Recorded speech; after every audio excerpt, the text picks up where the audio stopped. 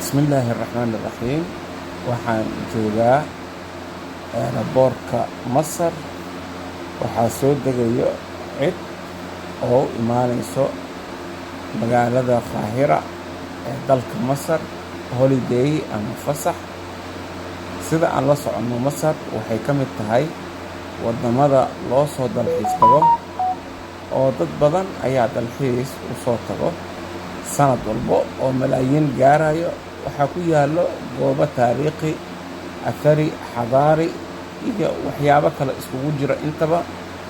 Sidoo kale Soomaalida markaan ka hadlayno, Masar waxay u yimaadaan caafimaad ahaan, ama ilkaha ha ahaadaan, ama keliyaha ha ahaadaan, ama beerka ha ahaadaan, ama indhaha ha ahaadaan, ama kuwa xitaa caruur raadinayo. sidaas daraaddeeda Masarna waxaa loo imaadaa dhinaca dalxiiska caafimaadka. Haddeerna waxay bilaabeen in ay la tartamaan Turkida oo tintii la beerayay ay u imaadaan dalka Masar. Marka Masar waxa waaye waddan dhinacyaabo badan ee Soomaalida u imaadaan iyo adduunka caalamka intaba.